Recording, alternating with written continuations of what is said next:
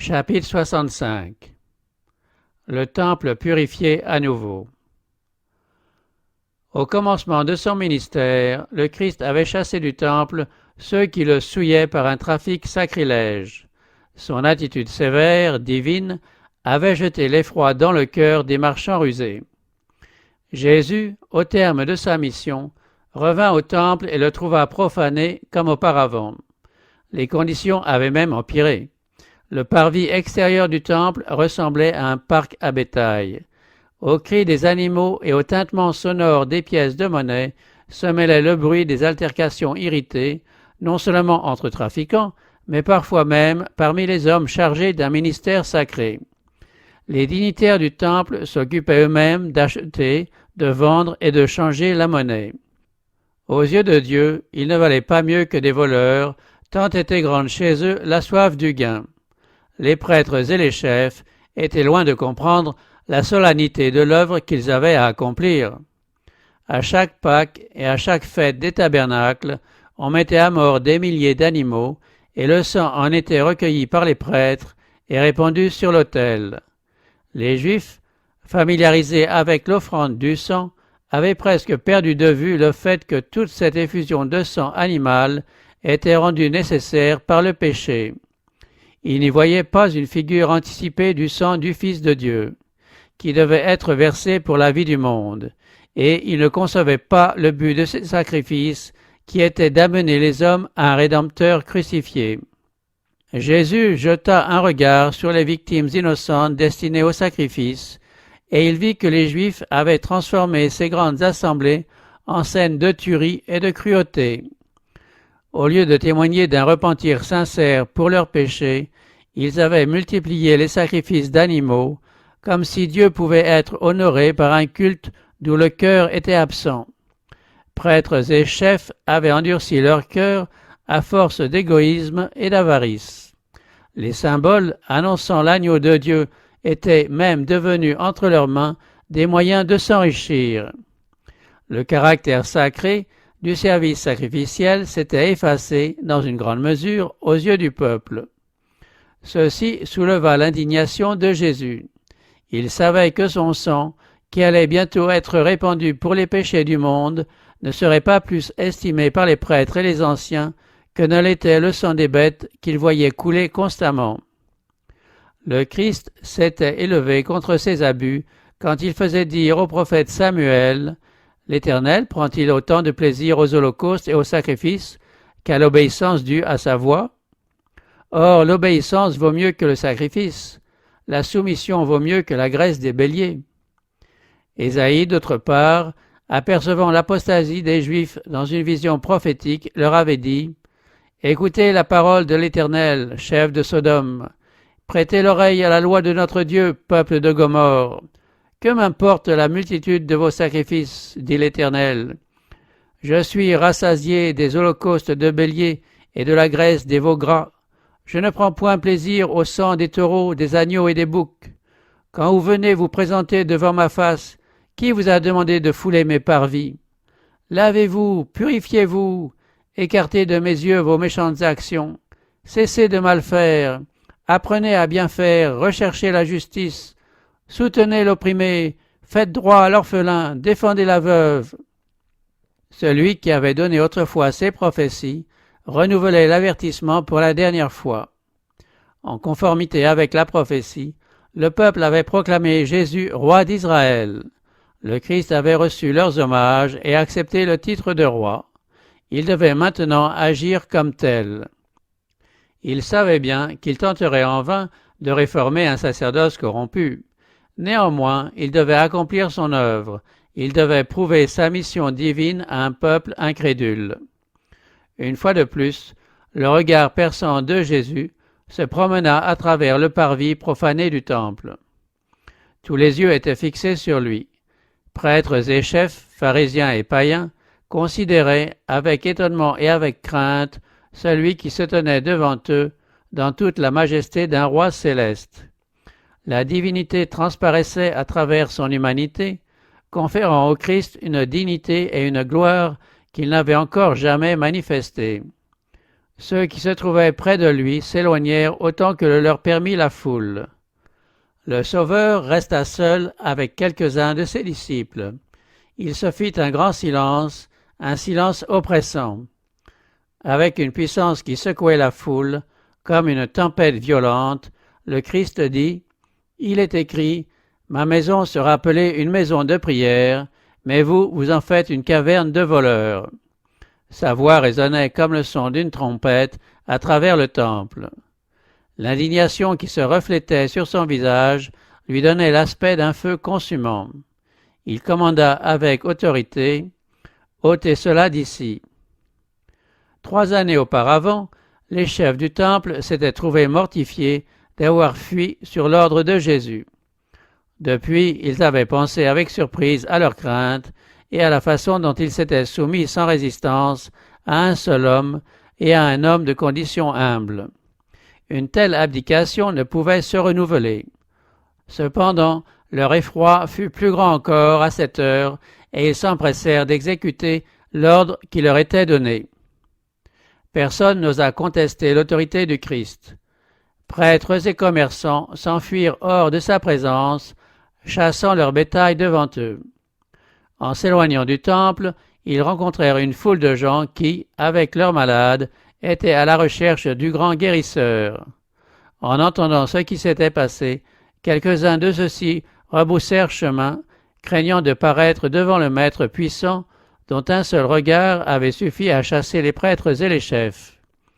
Beaucoup d'autres, impatients d'arriver auprès de celui qui était leur seul espoir, se frayèrent un passage à travers la cohue des fuyards. Plusieurs, restés en arrière quand la multitude était sortie du temple, se joignirent aux nouveaux arrivés. Le parvis se trouva rempli de malades et de mourants qui reçurent les soins de Jésus. Pourtant, après un moment, les prêtres et les chefs s'enhardirent et revinrent au temple. La panique une fois passée, ils étaient anxieux de savoir ce que Jésus allait faire. Ils s'attendaient à le voir s'emparer du trône de David. Étant rentrés sans bruit, ils entendirent des voix d'hommes, de femmes et d'enfants, louant Dieu, et furent émerveillés à la vue du tableau qui s'offrait à leurs regards. Des malades guéris, des aveugles ayant recouvré la vue, des sourds louis, et des estropiés sautant de joie. Les enfants se livraient à la gaieté la plus démonstrative. Jésus les avait guéris de leur maladie. Il les avait serrés dans ses bras. Il avait reçu leur baiser de reconnaissance affectueuse. Quelques-uns même s'étaient endormis sur sa poitrine pendant qu'il enseignait le peuple. Maintenant, leur petite voix joyeuse célébrait ses louanges. Ils répétaient les hosannas de la veille en agitant triomphalement des branches de palmier devant le Sauveur. Le temple retentissait de leurs acclamations ininterrompues. « Béni soit celui qui vient au nom de l'Éternel. Voici que ton roi vient à toi, il est juste et victorieux. Hosanna au fils de David. » Le son de ces voix joyeuses et libres était un scandale pour les chefs du temple qui voulurent faire cesser ces démonstrations en affirmant au peuple que la maison de Dieu était profanée par les pieds des enfants et les cris de réjouissance.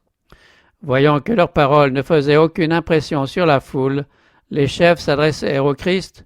« Entends-tu ce qu'ils disent » ?»« Oui, leur répondit Jésus. »« N'avez-vous jamais lu ces paroles ? Tu as tiré des louanges de la bouche des enfants et de ceux qui sont à la mamelle. » La prophétie avait annoncé que le Christ devait être proclamé roi. Elle devait s'accomplir.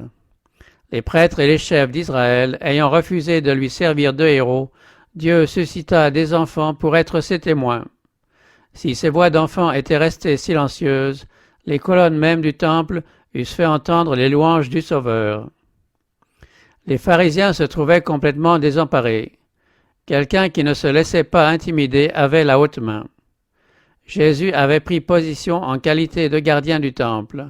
Il n'avait jamais auparavant assumé une telle autorité royale. Jamais encore ses paroles et ses œuvres n'avaient revêtu une si grande puissance. Sans doute il avait accompli des œuvres merveilleuses dans tout Jérusalem, mais jamais encore avec autant de solennité et d'une manière aussi impressionnante. Les prêtres et les chefs n'osaient pas montrer ouvertement leur hostilité en présence de la foule qui venaient d'assister à ces œuvres merveilleuses. Bien que fou de rage et confondu par la réponse du Christ, il ne put rien faire de plus ce jour-là. Le lendemain matin, le Sanhédrin tint conseil à nouveau au sujet de Jésus. 3 années auparavant, on avait réclamé de lui un signe de sa messianité. Depuis lors, dans tout le pays, il avait guéri des malades, rassasié miraculeusement des milliers de personnes, marché sur les flots et apaisé la mer agitée. À plusieurs reprises, il avait lu dans les cœurs comme dans un livre ouvert. Il avait chassé des démons, ressuscité des morts. Les chefs avaient eu des preuves de sa messianité. Aussi décidèrent-ils non pas de lui demander un nouveau signe, mais de lui arracher quelque aveu ou quelque affirmation qui pût servir à le condamner. Étant venu au temple où il enseignait, ils l'interrogèrent ainsi. « En vertu de quelle autorité fais-tu cela? Et qui t'a donné cette autorité ?» Il s'attendait à ce qu'il déclarât que son autorité venait de Dieu. Dans ce cas, il se proposait de contester son affirmation, mais Jésus leur répondit par une autre question, paraissant sans rapport avec le sujet, et il leur dit qu'il ne leur donnerait d'explication que s'ils recevaient d'abord une réponse à sa question. « Le baptême de Jean, demanda-t-il, d'où venait-il? Du ciel ou des hommes ?» Les prêtres se virent pris dans un dilemme d'où aucun sophisme ne pourrait les faire sortir. S'ils reconnaissaient que le baptême de Jean était du ciel, ils faisaient éclater leur inconséquence, car alors le Christ leur dirait « Pourquoi n'avez-vous donc pas cru en lui ?» Jean, en effet, avait rendu ce témoignage au Christ « Voici l'agneau de Dieu qui ôte le péché du monde ». Si les prêtres acceptaient le témoignage de Jean, comment pouvaient-ils nier la messianité de Jésus? Et s'ils avouaient que le ministère de Jean était une chose toute humaine, ils soulèveraient une tempête d'indignation, car le peuple croyait que Jean était un prophète. La foule attendait la décision avec la plus vive curiosité. On savait que les prêtres avaient fait profession d'accepter le ministère de Jean, et l'on supposait qu'ils admettraient sans hésitation qu'il était envoyé de Dieu. Mais les prêtres, s'étant consultés en secret, décidèrent de ne pas se compromettre. Prétextant avec hypocrisie leur ignorance, ils dirent « Nous ne savons ». « Moi non plus, dit le Christ, je ne vous dis pas en vertu de quelle autorité je fais cela. » Scribes, prêtres et chefs étaient réduits au silence. Déjoués et déçus, ils tenaient les yeux baissés, n'osant pas poser de nouvelles questions. Leur lâcheté et leur indécision leur avaient, en grande mesure, aliéné le respect du peuple, qui assistait maintenant amusé à la défaite de ces hommes orgueilleux qui se croyaient justes. Tous ces faits et dires du Christ avaient leur importance et devaient exercer une influence croissante après la crucifixion et l'ascension. Plusieurs de ceux qui avaient attendu avec anxiété le résultat de l'interrogation de Jésus deviendraient plus tard ses disciples, attirés à lui principalement par les paroles entendues en ce jour remarquable. Ce qui s'était passé dans les parvis du temple ne s'effacerait jamais des mémoires. On remarquait au cours de leur entretien un contraste frappant entre Jésus et le souverain sacrificateur. L'orgueilleux dignitaire du temple, vêtu de vêtements riches et coûteux, portait sur la tête une tiare resplendissante. Son apparence majestueuse, rehaussée par ses cheveux argentés et sa longue barbe flottante, inspirait la crainte. Devant cet auguste personnage se tenait la majesté du ciel, sans ornement et sans faste. Ses vêtements portaient la trace du voyage, son visage pâle exprimait une tristesse résignée, une dignité et une bienveillance qui faisaient un contraste étrange avec l'air orgueilleux et courroucé du grand prêtre. Plusieurs parmi les témoins des paroles et des actes de Jésus dans le temple gardèrent dans le cœur la conviction qu'il était un prophète de Dieu. En constatant la faveur du courant populaire vis-à-vis de Jésus, la haine des prêtres s'accrut. La sagesse avec laquelle il échappait à leurs pièges, donnant une preuve nouvelle de sa divinité, alimentait leur colère. En discutant avec les rabbins, l'intention du Christ n'était pas d'humilier ses adversaires. Il ne jouissait pas de leur embarras, mais il voulait donner une importante leçon et confondre ses ennemis en les prenant au filet qu'ils avaient tendu sous ses pas. L'ignorance dont il faisait l'aveu concernant le caractère du baptême de Jean lui offrait l'occasion de parler, et il en profita pour leur montrer leur vraie position et pour ajouter un nouvel avertissement à ceux qu'il leur avait déjà donnés. « Qu'en pensez-vous » dit-il. Un homme avait 2 fils. Il s'adressa au premier et dit « Mon enfant, va travailler aujourd'hui à ma vigne. » Il répondit « J'y vais, Seigneur, mais il n'y alla pas. » Il s'adressa alors au deuxième et lui donna le même ordre. Celui-ci répondit « Je ne veux pas. » Puis il se repentit et il y alla. Lequel des 2 fils a fait la volonté du Père? Cette question inattendue prit ses auditeurs au dépourvu. Ils avaient écouté attentivement et ils s'empressèrent de répondre « Le dernier ». Fixant sur eux des regards sévères, Jésus leur dit avec solennité « En vérité, je vous le dis, les péagers et les prostituées vous devanceront dans le royaume de Dieu. Car Jean est venu à vous dans la voie de la justice, et vous n'avez pas cru en lui. Mais les péagers et les prostituées ont cru en lui, et vous qui avez vu cela, vous ne vous êtes pas ensuite repentis pour croire en lui. » Les prêtres et les chefs ne pouvaient éviter de répondre correctement au Christ. Il put ainsi connaître leur opinion favorable au second fils, qui représentait les péagers méprisés et haïs des pharisiens. Les péagers avaient mené une vie immorale. Ils avaient transgressé la loi de Dieu et résisté violemment à ses exigences. Ils avaient été ingrats et impies. Invités à aller travailler dans la vigne du Seigneur, ils avaient refusé dédaigneusement. Mais quand Jean se présenta, prêchant la repentance, ils avaient reçu son message et son baptême. Le premier fils représentait les conducteurs de la nation juive. Quelques pharisiens s'étaient repentis et avaient reçu le baptême de Jean, mais les chefs ne voulurent pas le reconnaître comme venant de Dieu. Ces avertissements et ces menaces ne les amenèrent pas à se réformer. En ne se faisant pas baptiser par lui, ils rejetèrent le dessein de Dieu à leur égard. Ils traitèrent son message avec mépris. Comme le premier fils qui avait dit en réponse à la « J'y vais, Seigneur », mais n'alla pas, les prêtres et les chefs faisaient profession d'obéissance et désobéissaient néanmoins. Les péagers, quoique dénoncés et maudits comme infidèles par les pharisiens, montraient par leur foi et leurs œuvres qu'ils devançaient dans le royaume des cieux ces propres justes favorisés par de grandes lumières, mais dont les œuvres n'étaient pas à la hauteur de leur profession de piété. Peu désireux d'entendre ces vérités pénétrantes, les prêtres et les chefs restèrent silencieux.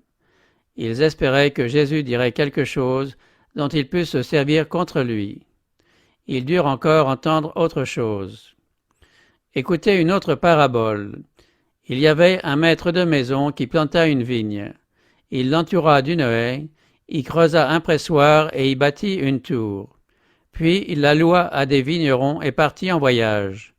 À l'approche des vendanges, il envoya ses serviteurs vers les vignerons pour recevoir les fruits de sa vigne. Les vignerons prirent ses serviteurs, frappèrent l'un, tuèrent l'autre, et lapidèrent le troisième. Il envoya encore d'autres serviteurs en plus grand nombre que les premiers, et les vignerons les traitèrent de la même manière. Enfin, il envoya vers eux son fils en disant « Ils respecteront mon fils ». Mais quand les vignerons virent le fils, ils se dirent entre eux « C'est lui l'héritier, venez, tuons-le, et nous aurons son héritage ». Et ils le prirent, le jetèrent hors de la vigne et le tuèrent. Maintenant, lorsque le maître de la vigne viendra, que fera-t-il à ces vignerons? Jésus s'adressait à toutes les personnes présentes. La réponse fut donnée par les prêtres et les chefs.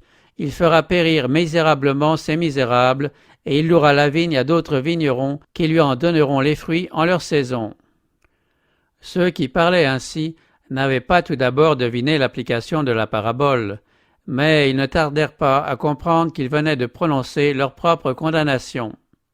Dans cette parabole, le maître de maison représente Dieu, la vigne, la nation juive, la haie, la loi divine qui les protégeait. La tour symbolisait le temple. Le maître de la vigne avait tout fait pour assurer la prospérité de cette vigne. « Qui avait-il affaire à ma vigne que je n'ai fait pour elle ?» disait-il. Ainsi étaient rappelés les soins infatigables prodigués à Israël. De même que les vignerons devaient donner aux propriétaires la proportion convenue des fruits de la vigne, le peuple de Dieu aurait dû l'honorer par une vie qui correspondit à leurs privilèges sacrés. Mais, de même que les vignerons avaient tué les serviteurs envoyés pour recevoir le fruit, les Juifs avaient mis à mort les prophètes que Dieu leur avait envoyés pour les inviter à la repentance. Un messager après l'autre avait été mis à mort. Jusqu'ici, l'application de la parabole ne pouvait être contestée. La suite allait être aussi évidente. Dans ce Fils bien-aimé, envoyé à la fin par le maître de la vigne à ses serviteurs désobéissants, qu'ils saisirent et tuèrent, les prêtres et les chefs n'eurent pas de peine à distinguer Jésus et le sort qui l'attendait. Car déjà, ils formaient le projet de mettre à mort celui que le Père leur avait envoyé, chargé de leur adresser un suprême appel. La punition infligée aux vignerons ingrats annonçait la condamnation des meurtriers du Christ. Le Sauveur les considéra avec pitié et continua. « N'avez-vous jamais lu dans les Écritures, la pierre qu'ont rejetée ceux qui bâtissaient est devenue la pierre angulaire, c'est du Seigneur que cela est venu, et c'est admirable à nos yeux. C'est pourquoi je vous le dis, le royaume de Dieu vous sera enlevé et sera donné à une nation qui en produira les fruits. Quiconque tombera sur cette pierre s'y brisera, et celui sur qui elle tombera, elle l'écrasera. » Les Juifs avaient souvent répété cette prophétie dans leur synagogue et en avaient fait l'application au Messie à venir. Le Christ était la pierre angulaire de l'économie juive et du plan du salut tout entier. Les constructeurs juifs, prêtres et chefs d'Israël, rejetaient maintenant cette pierre du fondement. Le Sauveur appelait leur attention sur les prophéties qui signalaient le danger qu'ils couraient. Par tous les moyens en son pouvoir, il s'efforçait de leur faire comprendre la portée des actes qu'ils étaient sur le point d'accomplir. Ces paroles cachaient encore un autre dessein. En demandant « Lorsque le maître de la vigne viendra, que fera-t-il à ses vignerons ?» Jésus voulait arracher aux pharisiens la réponse qu'ils donnèrent en effet et qui les condamnait. Ces avertissements n'ayant pas été suivis de repentance, il voulait leur montrer qu'ils avaient scellé leur propre condamnation et préparé leur ruine. Il se proposait de leur montrer que Dieu était juste en leur retirant leurs privilèges nationaux, comme il avait déjà commencé à le faire, ce qui allait aboutir à la destruction du temple et de leur cité et à la dispersion de la nation. L'avertissement fut compris des auditeurs. Cependant, malgré la sentence qu'ils venaient de prononcer sur eux-mêmes, les prêtres et les chefs étaient prêts à se conformer au tableau présenté par Jésus. C'est lui l'héritier, venez, tuons-le. Mais tout en cherchant à le saisir, ils craignirent les foules parce qu'elles le tenaient pour un prophète. L'opinion publique était favorable au Christ. En citant la prédiction relative à la pierre rejetée, le Christ faisait allusion à un incident de l'histoire d'Israël. Bien que cela s'appliquât spécialement à la première venue du Christ et constituât un puissant appel pour les Juifs, il y a là aussi une leçon pour nous. Lors de la construction du temple de Salomon, les immenses pierres qui devaient entrer dans les murs et les fondations étaient entièrement préparées dans la carrière. Il n'y avait plus lieu de les travailler quand elles arrivaient sur l'emplacement. Les ouvriers n'avaient qu'à les mettre à leur place. On avait amené une pierre de grandeur inhabituelle qui devait trouver place dans le fondement, mais les ouvriers ne trouvèrent pas sa place et la mirent de côté. Elle les gênait au passage et resta longtemps sans emploi. Cependant, quand on arriva à l'angle, les constructeurs cherchèrent en vain une pierre suffisamment grande et solide, de dimensions convenables, susceptible d'occuper cette place et de supporter le poids de l'édifice. Un choix peu judicieux eût mis en péril l'équilibre de tout l'édifice. Il fallait une pierre capable de supporter la chaleur du soleil, le gel et la tempête. Les diverses pierres qu'on avait essayées s'étaient effritées sous le poids auquel elles avaient été soumises. D'autres ne supportaient pas les changements atmosphériques soudains. Pour finir, l'attention se porta sur la pierre qui avait été rejetée. Exposée à l'air, au soleil, à la tempête, elle avait résisté sans la moindre fêlure. Les constructeurs examinèrent cette pierre, qui avait supporté toutes les épreuves sauf une. On décida de l'accepter comme pierre angulaire, si elle résistait à une forte pression. L'épreuve réussie, la pierre fut acceptée, amenée à la place prévue, et l'on vit qu'elle répondait exactement aux besoins. Dans une vision prophétique, Ésaïe avait vu que cette pierre était un symbole du Christ. Voici ces paroles.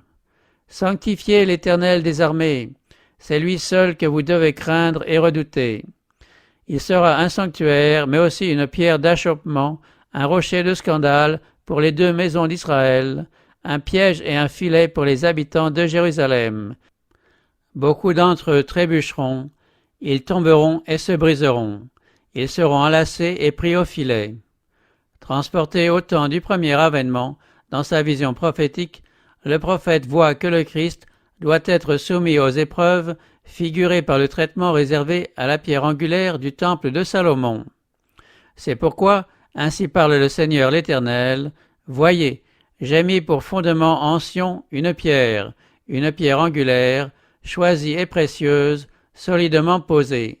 Celui qui s'appuiera sur elle ne sera pas réduit à s'enfuir. » Avec une sagesse infinie, Dieu a choisi la pierre de fondement et l'a placée lui-même. Il a déclaré « C'est un fondement sûr. Le monde entier peut déposer sur elle ses fardeaux et ses chagrins. Elle peut les supporter.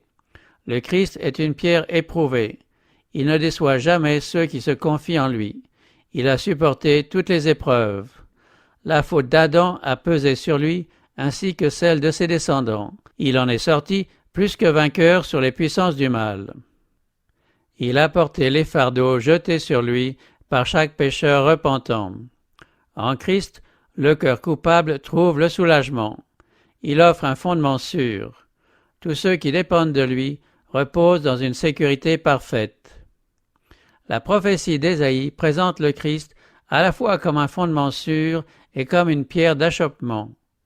Inspiré par le Saint-Esprit, l'apôtre Pierre montre pour qui le Christ est une pierre angulaire et pour qui un rocher de scandale.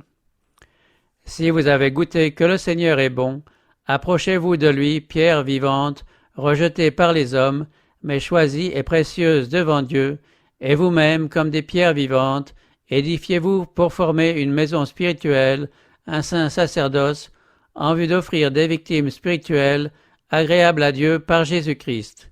Car il y a dans l'Écriture, « Voici, je pose en Sion une pierre angulaire, choisie, précieuse, et celui qui croit en elle ne sera point confondu. » L'honneur est donc pour vous qui croyez.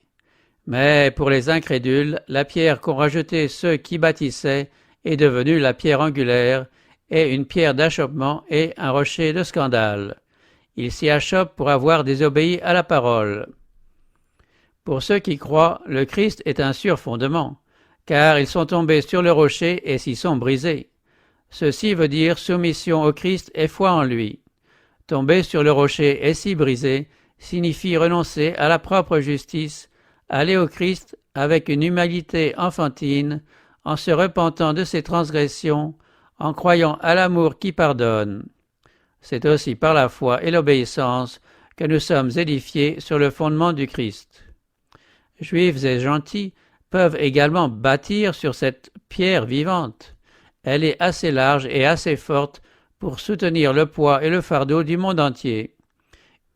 Unis au Christ, la pierre vivante, tous ceux qui sont édifiés sur ce fondement deviennent autant de pierres vivantes. Bien des personnes veulent se façonner, se polir, s'embellir par leurs propres efforts. Elles ne peuvent devenir des pierres vivantes faute d'être unies au Christ. Personne ne peut être sauvé en dehors de cette union. Impossible de résister à la violence des tentations si l'on ne possède en soi la vie du Christ. Il n'y a de sécurité éternelle que pour celui qui construit sur le fondement solide. Aujourd'hui, quantité de gens construisent sur des fondements non éprouvés. Quand la pluie tombe et que la tempête fait rage, produisant une inondation, la maison s'écroule, n'étant pas fondée sur le rocher éternel, la pierre angulaire, le Christ Jésus. Pour ceux qui s'y achoppent pour avoir désobéi à la parole, le Christ est un rocher de scandale. Mais la pierre qu'ont rejetée ceux qui bâtissaient est devenue la pierre angulaire. Tout comme la pierre rejetée, au cours de sa mission terrestre, le Christ a été négligé et maltraité. Il était méprisé, abandonné des hommes. Homme de douleur, connaissant la souffrance, il inspirait le mépris, et nous n'avons fait aucun cas de lui. Mais le moment de sa glorification approchait. Par sa résurrection d'entre les morts, il allait être déclaré Fils de Dieu avec puissance. Il sera manifesté en qualité de Seigneur du ciel et de la terre à sa seconde venue. Ceux qui étaient sur le point de le crucifier le reconnaîtront alors dans sa véritable grandeur. À la vue de l'univers, la pierre rejetée deviendra la pierre angulaire. Et celui sur qui elle tombera, elle l'écrasera. Le peuple qui rejetait le Christ assisterait bientôt à la destruction de sa capitale et de sa nation. Sa gloire s'évanouirait, dispersée à tous les vents comme de la poussière. Or, qu'est-ce qui a amené la destruction des Juifs? C'est le rocher sur lequel ils eussent pu bâtir en toute sécurité. Mais la bonté de Dieu a été méprisée, la justice bravée, la miséricorde dédaignée. Les hommes se sont mis en opposition avec Dieu, tout ce qui aurait pu contribuer à leur salut a été changé en un moyen de destruction. Tout ce qui tendait à la vie, dans la pensée de Dieu, est devenu instrument de mort. Le sang versé au calvaire a entraîné leur ruine présente et future. Il en sera de même au grand jour final, quand le jugement frappera ceux qui auront rejeté la grâce divine. Le Christ, rocher de scandale, leur semblera alors une montagne vengeresse. La gloire de son visage, qui apportera la vie aux justes, sera un feu consumant pour les méchants. Le pécheur sera détruit pour avoir rejeté l'amour et méprisé la grâce. Par des images variées et des avertissements répétés, Jésus montra ce qui arriverait aux Juifs qui rejetaient le Fils de Dieu. Ces paroles s'adressent à tous ceux qui, dans tous les siècles, refusent de le recevoir comme leur Rédempteur. Tous ces avertissements les concernent. Le temple profané, le Fils désobéissant, les méchants vignerons, les constructeurs dédaigneux. Tous ont leur contrepartie dans l'expérience de chaque pécheur qui, s'il ne se repent, subira la condamnation annoncée.